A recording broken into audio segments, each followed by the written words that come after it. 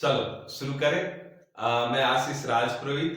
वर्तमान में मैं राजकीय उच्च माध्यमिक विद्यालय फतेहगढ़ में लेबर असिस्टेंट की पोस्ट पे कार्यरत हूँ। हम आज क्लास 12 यानी 12वीं के लिए एग्रीकल्चर से रिलेटेड एक टॉपिक शुरू कर रहे हैं जिसका नाम है सस्य विज्ञान, या हम इसे बोलते हैं एग्रोनॉमी। यदि इससे पहले वाले कुछ लेक्चर की बात करूं एग्रीकल्चर से रिलेटेड, तो मैंने 2 लेक्चर डाले हैं यूट्यूब पर, यानी आशीष की स्कूल पर, जिसमें से एक था एग्रीकल्चर से रिलेटेड उसकी हिस्ट्री, यानी कृषि विज्ञान आया कैसे, कृषि विज्ञान की जो प्रमुख संस्थाएं हैं उनकी स्थापना कहाँ हुई, कैसे हुई और कौन सा ईयर था। और सेकंड मैंने जो वीडियो डाला उसमें हमने कुछ बेसिक ब्रांचेज यानी शाखाओं के बारे में पढ़ा, जो एनसीईआरटी में जितनी दी हुई है, जो इम्पोर्टेंट है उतनी हमें पढ़ी।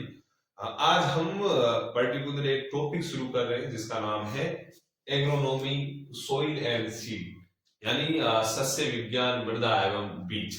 इसका हम पहला भाग आज डिस्कस करने जा रहे हैं। हम धीरे धीरे इसे पर्टिकुलर करके पूरी एनसीईआरटी शायद 2 या 2.5 महीने में पढ़ लेंगे।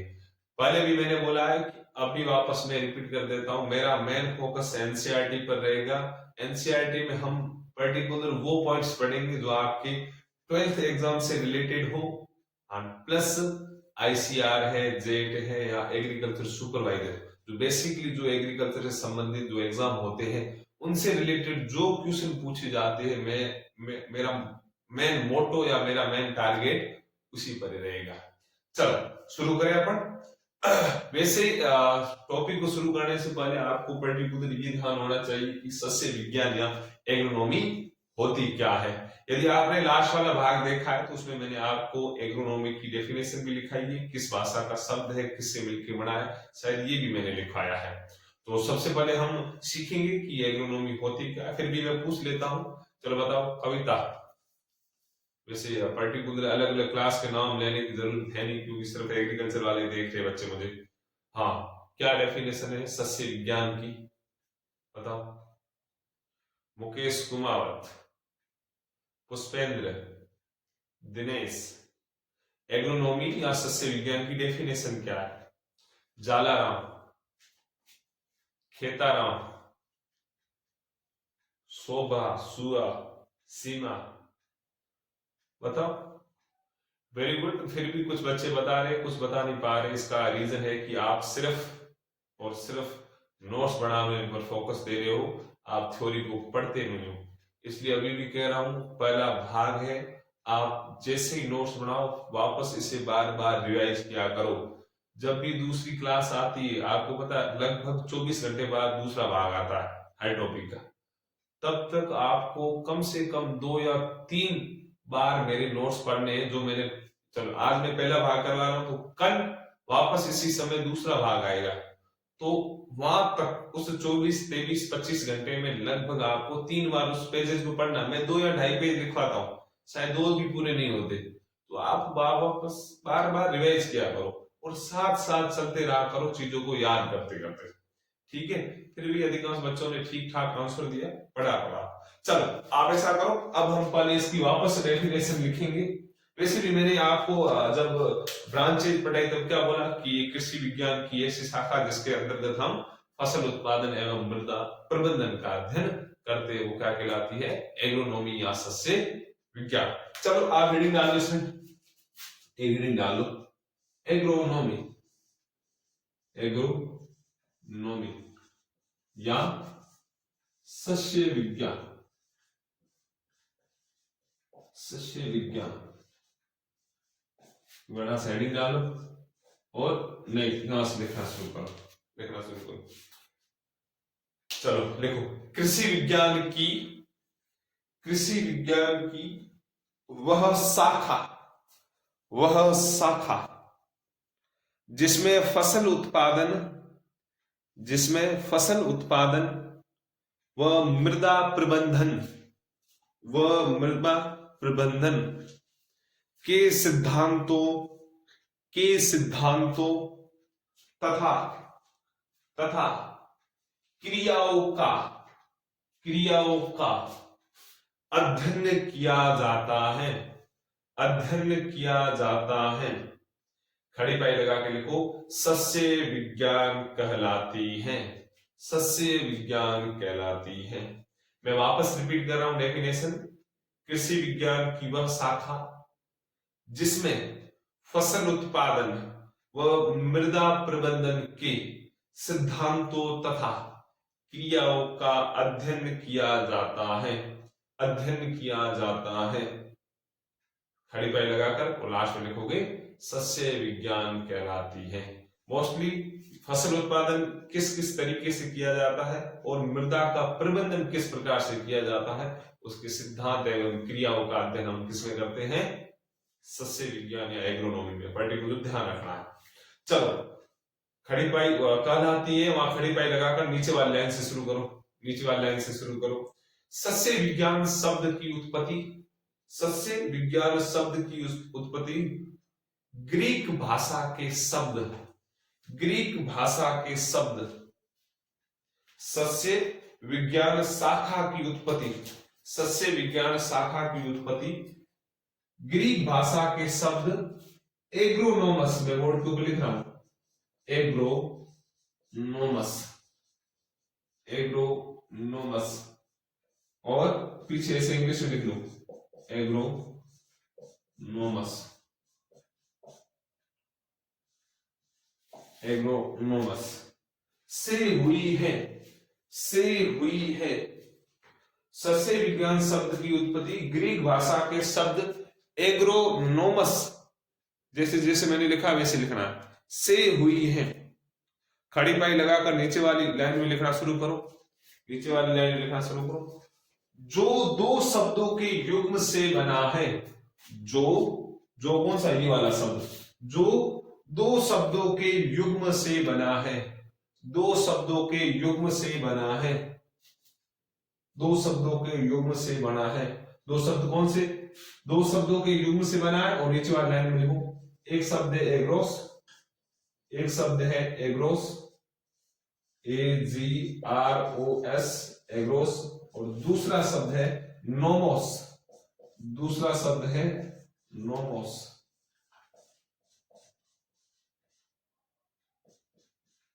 भाषा का ध्यान रखना, कौन सी भाषा का है, कौन से शब्द है, थोड़ा बहुत ही ध्यान रखना है। मतलब बेसिक चीजें ये, एक है एग्रोस, दूसरा है नोमस, या सॉरी नोमोस, दूसरा क्या है, नोमोस।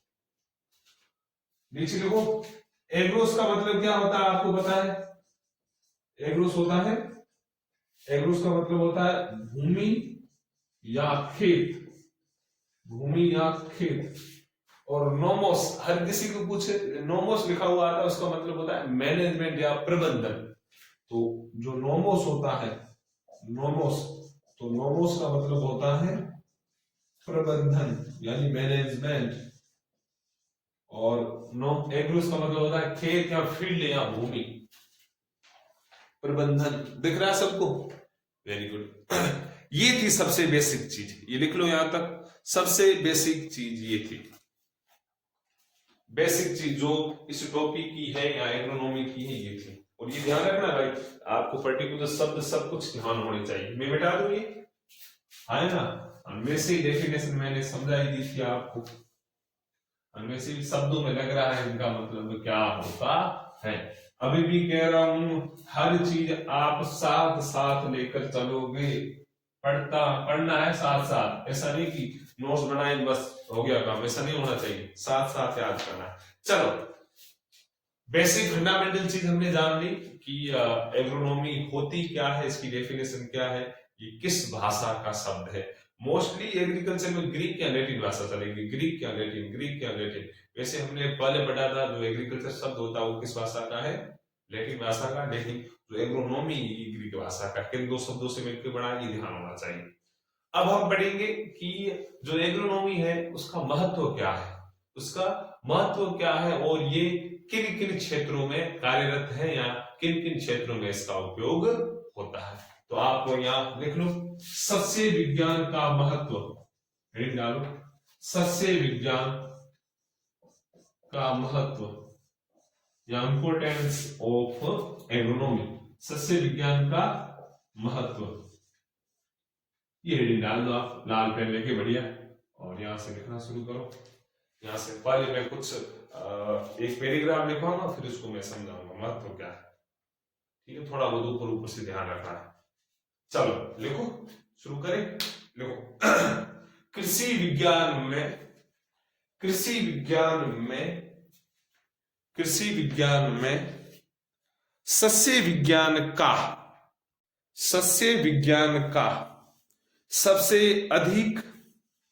सबसे अधिक महत्वपूर्ण स्थान है। कोमा लगाओ क्योंकि खेत में उगाई जाने वाली सभी प्रकार की फसलों के उत्पादन का विज्ञान सस्य विज्ञान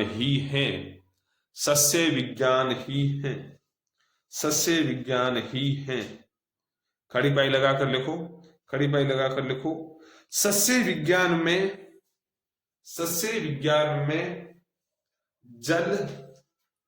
जल कोमा वायु कोमा भूमि एवं पौधे के, वापस रिपीट कर रहा हूं, सस्य विज्ञान में जल कोमा वायु कोमा भूमि एवं पौधों के, या पौधे के वातावरण को प्रभावित करने वाले सभी कारकों का क्रमबद्ध अध्ययन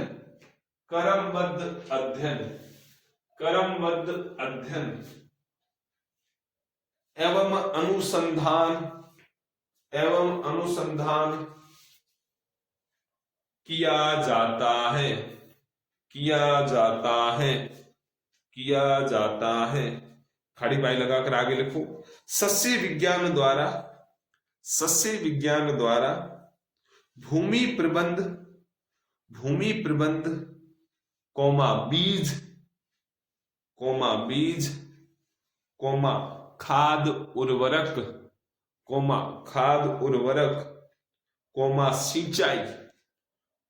सिंचाई खरपतवार नियंत्रण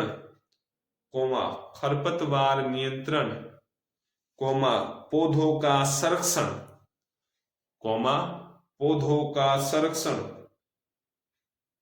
का संरक्षण आदि की फसल उत्पादन प्रयोग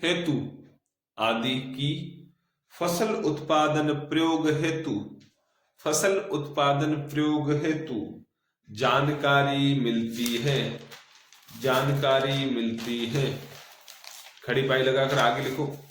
वैसे बेसिकली फंडामेंटल चीजें, थोड़ी बहुत हिस्ट्री आपको ध्यान रखनी। यदि एग्जाम 12th के हिसाब से पूछा जा सकता है कि सस्य विज्ञान का महत्व बताओ, तो आपको ये थोड़ी बहुत पता होनी चाहिए।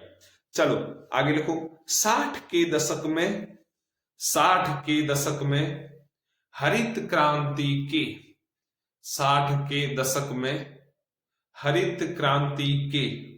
सूत्रपात के बाद नई किस्मों तथा नवीन सिंचाई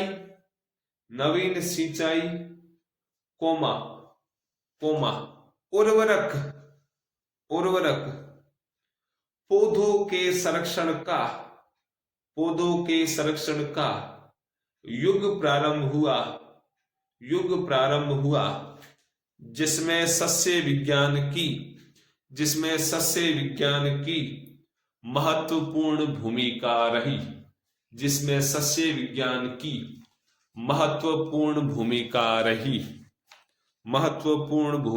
रही।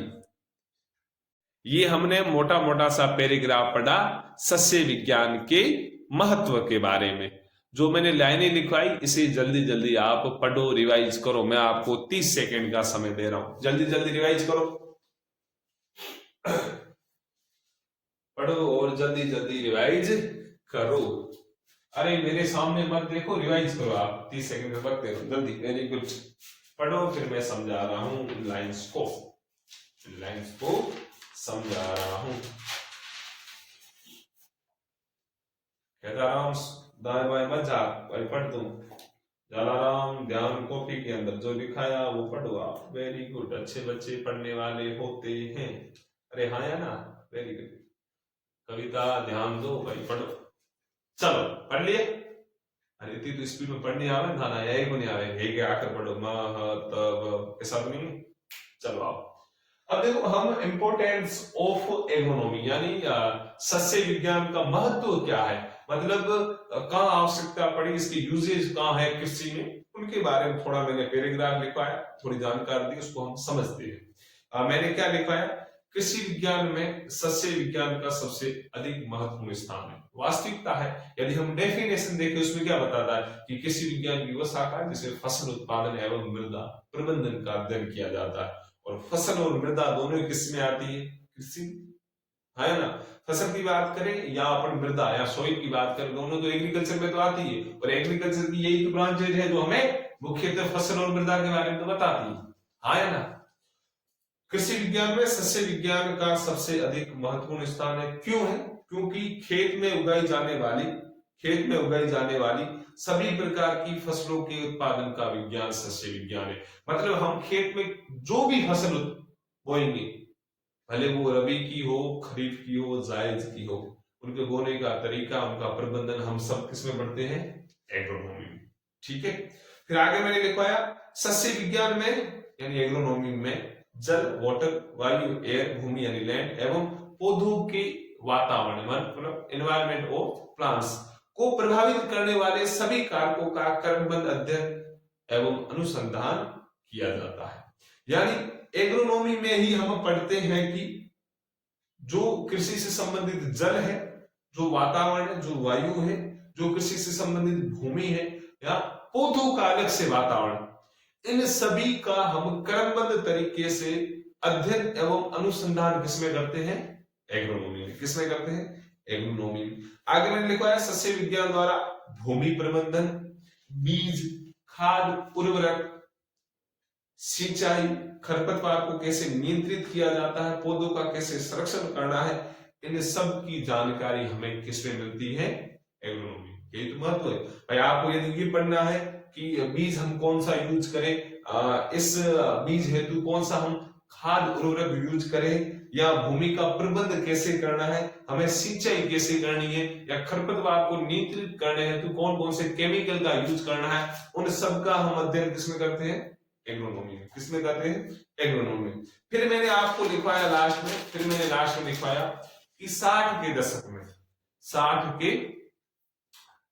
में यानी जब हरित क्रांति का, वैसे नॉर्मली पूछा जाता है ये कुछ ध्यान रखना कि हरित क्रांति का सूत्रपात कब हुआ या हरित क्रांति का उद्भव कौन से दशक में हुआ, तब आपको पर्टिकुलर ध्यान रखना है 60 के दशक में। तो 60 के दशक की बात करो, जब हरित क्रांति का उद्भव हुआ या सूत्रपात हुआ, तो वैसे नॉर्मली हरित क्रांति से पहले हम एक बेसिकली कृषि करते थे, यानी नॉर्मल जो बारिश से सिंचाई हुई, जो बारिश का जल मिला, वो बाहर से हम कोई खाद, यूरिया, डीएपी दूसरा यूज नहीं करते। तो 60 के बाद, और हमारे पश्चिम राजस्थान में तो अब तकरीबन 10-12 साल हुए ऐसे चेंजेबल आई चीजें, पहले नहीं हुआ करती थी। अभी ट्यूबवेल, दूसरे ट्यूबवेल से सिंचाई करना शायद 10-15 साल हुए। यूरिया, डीएपी का यूज करना पहले लोग समझते ही नहीं थे, यूरिया क्या होता है, डीएपी क्या होता है। हालांकि ये चीजें हमारे लिए हानिकारक होती है। भले हम पैदावार को बढ़ाने के लिए खाद उर्वरक का यूज करते हैं, लेकिन ये चीज आगे भविष्य में हमारे कैंसर का कारण होती है। तो आपने बेसिकली सुना होगा कि हरियाणा है या बीकानेर है, गंगानगर है, हनुमानगढ़, इस साइड क्या है, थोड़े पेशेंट ज्यादा होते हैं कैंसर के। और एक पर्टिकुलर तो ट्रेन आती है, एक नाम है ट्रेन का, जो रात को 12-1 बजे बीकानेर आती है। बीकानेर में बढ़िया मेडिकल कॉलेज है, वहां पे एक बढ़िया मेडिकल बना हुआ है। हरियाणा, पंजाब से एक ट्रेन आती है जिसका नाम है कैंसर ट्रेन। क्या नाम है, कैंसर ट्रेन, क्योंकि 90% उस ट्रेन के अंदर कैंसर के पेशेंट ही होते हैं। और कैंसर का रीजन मोस्टली क्या है कि आप कंटिन्यू वो भोजन कर रहे हो जिसमें यूरिया डीएपी का यूज हुआ है। या जो किसान होते हैं नॉर्मली क्या करते हैं, वैसे हालांकि यूरिया डीएपी का अपन छिड़काव करें तो हमारे हाथों में दस्ताने होने चाहिए, लेकिन हम ऐसा नहीं करते, सीधा लिया सीधा फेंक दिया, सीधा लिया सीधा फेंक दिया, तो वो क्या केमिकल धीरे धीरे हमारी बॉडी के अंदर इंटायर करना शुरू करता है। या हम ऐसा भी करते हैं कि जैसे यूरिया डीएपी हमने खेत में छाटा, पानी दिया ऊपर, फिर हम ऐसे ही खुले में चल रहे उसके अंदर, तो ऐसा भी हो सकता है कभी कभार पाँव के कुछ लग जाए, फिर वो अपन कीचड़ के अंदर चल रहे हो, केमिकल धीरे धीरे धीरे हमारी बॉडी के अंदर चला जाता है, इसमें कैंसर की संभावना रहती है। और मैं कह रहा हूं यदि हम ऐसे भोजन का यूज करें जो यूरिया डीएपी लेस हो, यानी उसके अंदर उसकी मात्रा न हो। हालांकि हम यूरिया डीएपी इसलिए यूज करते हैं क्योंकि हमें पैदावार ज्यादा चाहिए।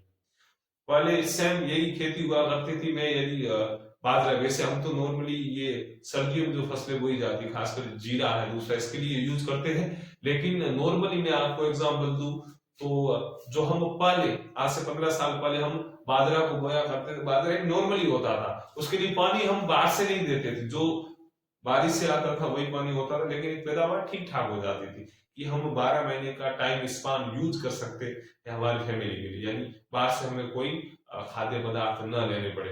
लेकिन अब हम उससे कम बोते हैं, लेकिन यूरिया डीएपी डाल देते हैं और पहले की तुलना में 4-4 गुना हमारे लिए फसल होती है। तभी तो थोड़ा लालच बढ़ गया, भाई मरे तो मरे लेकिन ज्यादा पाए, तो कम यूज करो। जो भी कर रहे हैं उनसे भी आश्वासन, मतलब मैं आशा करता हूं कि आप भविष्य में यदि बड़े एग्रीकल्चर में साइंटिस्ट बनो तो आप ऐसी फसलें तैयार करना जिनको यूरिया डीएपी की आवश्यकता ही ना हो, मतलब बिना यूरिया डीएपी की वो अच्छी पैदावार दे सके। चलो यही चीज थी, वापस में रिपीट कर रहा हूं। 60 के दशक में हरित क्रांति के सूत्रपात के बाद नई किस्मों तथा नवीन सिंचाई उर्वरक पौधों के संरक्षण का युग प्रारंभ हुआ। सिंपली बात यही बोल रहा है कि जब 1900 वैसे 60 का दशक का मतलब 1961 से लेकर या पहले वाला, मैं अब दशक का पता था ना, मैं बोलता हूं अब क्या चल रहा है 2021, तो सदी कौन सी है? एक सदी एक दशक। सदी का मतलब होता है 100 ईयर, दशक का मतलब होता है 10 साल, इनमें डिफरेंस। दशक का मतलब होता है 10 वर्ष या दशक बोलते हैं, सदी या सेंचुरी, यानी सदी ऐसे लिखते हैं या ऐसे, चलो ये होता है। सदी का मतलब 100 साल। मैं अब कह रहा हूं अब कौन सी सदी चल रही, तब तुम क्या बोलोगे? वैसे अब क्या चल रहा है, 2022 चल रहा है, अब कौन सी सदी चल रही, तुम क्या बोलोगे? सर 21वीं सदी। 21वीं कैसे? जो 2 शब्द पीछे वाले उनको छोड़कर जो आगे दिया होगा उसमें आप हमेशा एक ऐड करोगे, एक जोड़ोगे, तब सदी कौन सी आएगी? 21वीं। मैं कह रहा हूं 1885, तो ये सदी कौन सी है? ये सदी कौन सी? तो 2 पीछे वाले छोड़ो, आगे वाला पकड़ो, सर ये तो 19वीं सदी। ऐसा नहीं सोचना कि 19वीं सदी का मतलब हुआ 1901 से लेकर 2000 तक ना, 19वीं सदी का मतलब हुआ 1800 से लेकर लगभग 1899 तक। ये वाला जो समय है वो क्या है? 19वीं सदी। और दशक का मतलब 10 वर्ष। 10 वर्ष मतलब मैं कह रहा हूं यहां पे क्या लिखा होगा, यहां पे लिखा होगा 60 का दशक। 60 का दशक मतलब 1951 से लेकर 1960 तक, मतलब 60 की ओर आने वाला जो समय है वो क्या है? 60 का दशक, सॉरी 60 का दशक। ये ध्यान रखना आपको, दशक और शताब्दी या सदी का, ठीक है।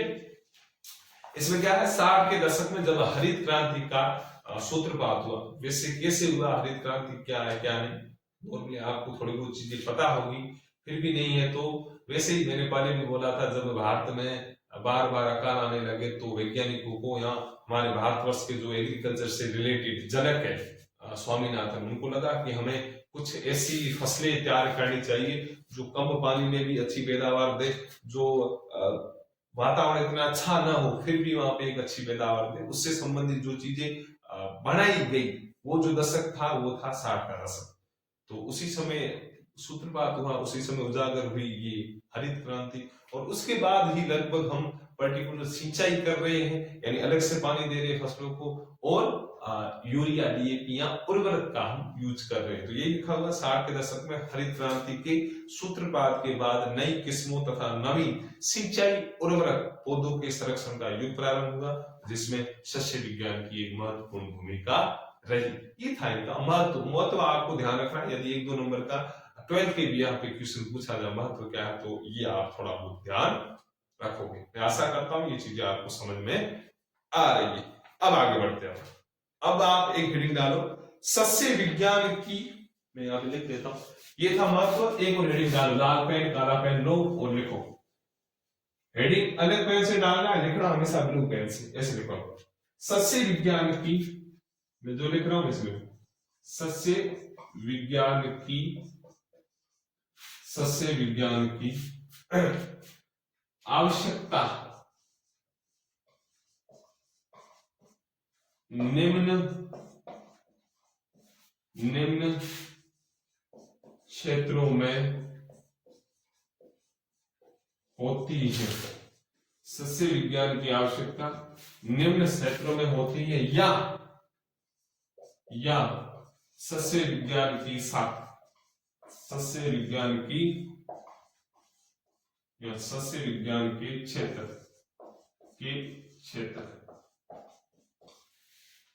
ये आप हेडिंग डाल दो। हेडिंग डलवाई मैंने, सस्य विज्ञान दिख रहा है सबको, वेरी गुड। सस्य विज्ञान की आवश्यकता निम्न क्षेत्रों में होती है, या हम इस हेडिंग को बोल सकते हैं सस्य विज्ञान के क्षेत्र, सस्य विज्ञान के क्षेत्र। चलो मैं जो क्षेत्र है उनके नाम लिख रहा हूं, तो आप देखो। पहला क्षेत्र है कृषि उत्पादन, दूसरा क्षेत्र है नियोजन, तीसरा क्षेत्र है व्यवसाय, और चौथा क्षेत्र है उद्योग। कृषि उत्पादन, नियोजन, व्यवसाय और उद्योग, ये 4 क्षेत्र हैं सस्य विज्ञान के, या मैं बोल सकता हूं सस्य विज्ञान की आवश्यकता इन क्षेत्रों में होती है, चलो लिख लिया आपने? अरे हाँ या ना लिखो जल्दी भाई, वेरी गुड। मैं मिटा रहा हूं और आगे बढ़ रहा हूं। अब देखो, अब हम इन क्षेत्रों को एक एक करके पढ़ेंगे। पर आप बड़ा सा हेडिंग डाल दो,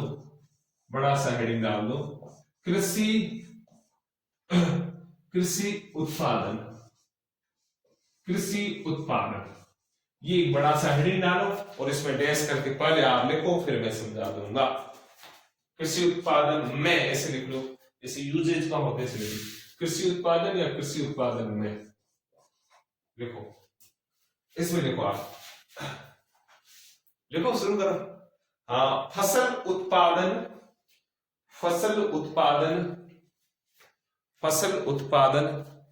कृषि का सबसे महत्वपूर्ण अंग है। वापस रिपीट कर रहा हूं, फसल उत्पादन कृषि का सबसे महत्वपूर्ण अंग है। खड़ी पाई लगाकर लिखो, किसी भी राष्ट्र का पृथक सूचक है। किसी भी राष्ट्र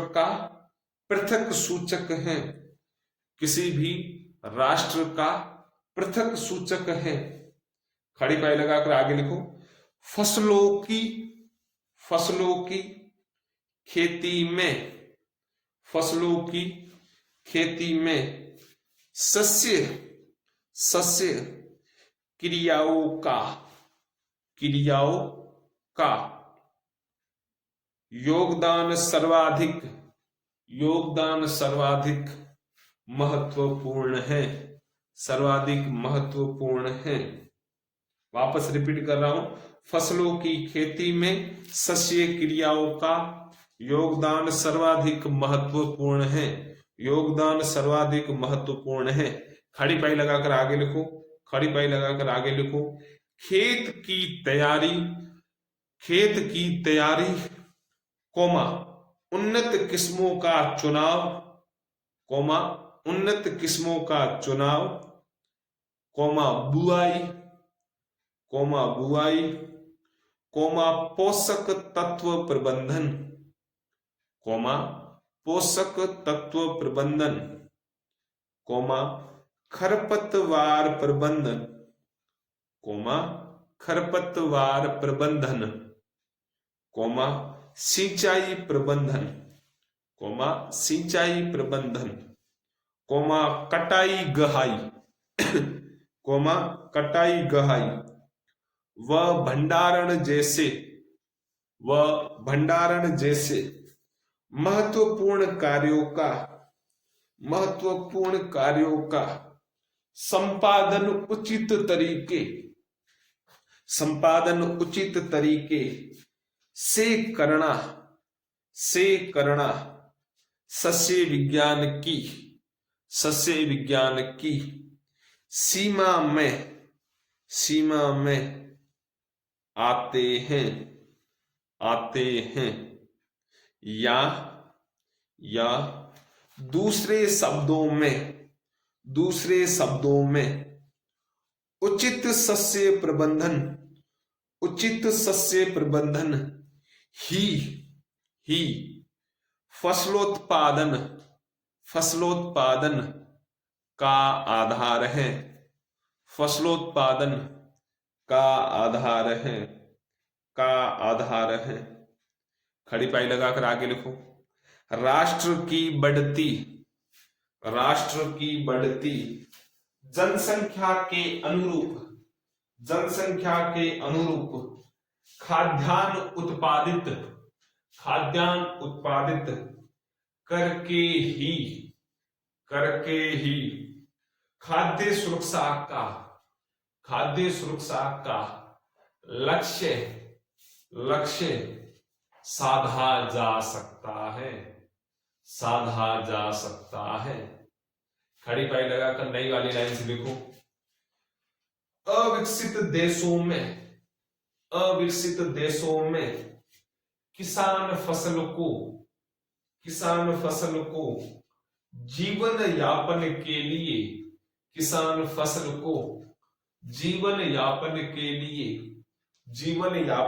लिए उगाते हैं,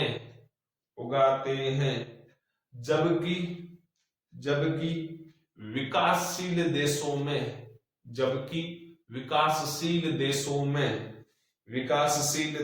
में कुछ किसान अधिकतम मुनाफे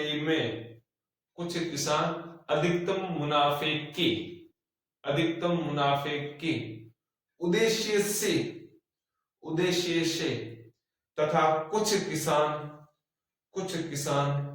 जीवन निर्वाह के लिए फसल उत्पादन करते हैं। खड़ी पाई लगाओ और एक लाइन छोड़ के सेकंड रीडिंग डालो। नियोजन में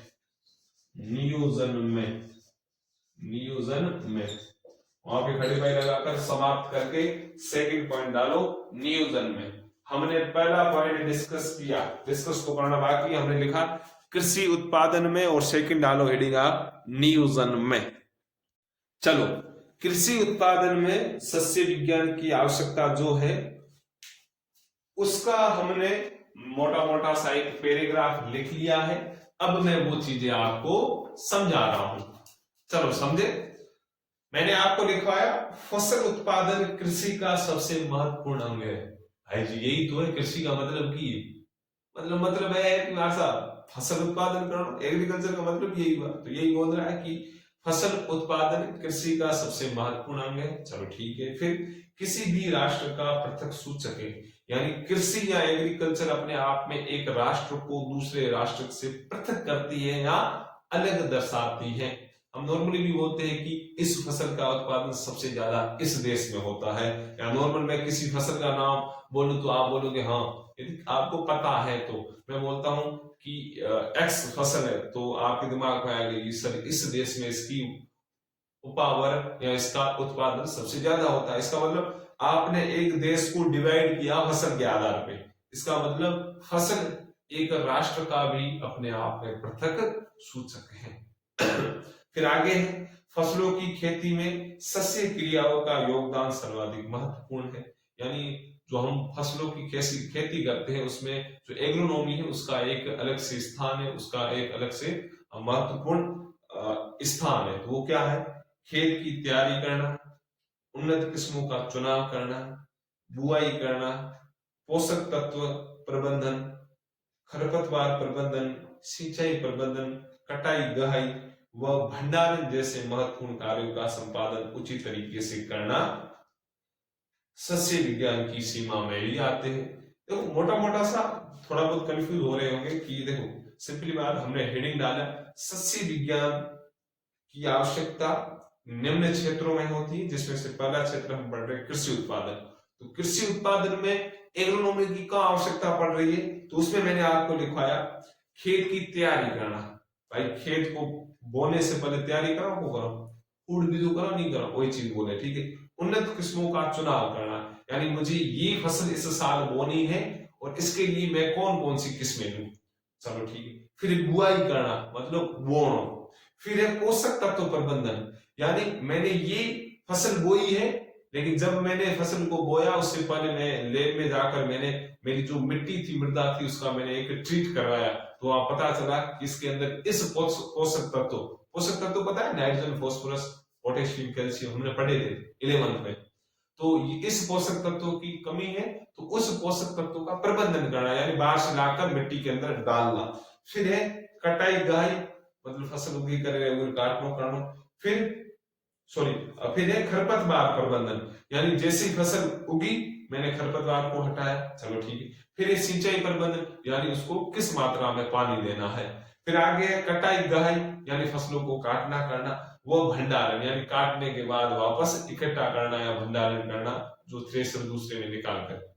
इन सब महत्वपूर्ण कार्यों का जो हम संपादन करते हैं या जो ये प्रोसेस चलती है, किसमें चलती है? एग्रोनॉमी में तो चलती है। और हम पढ़ के आ रहे हैं एग्रोनॉमी का यूज इन क्षेत्रों में होता है, जिसमें से पहला क्या है?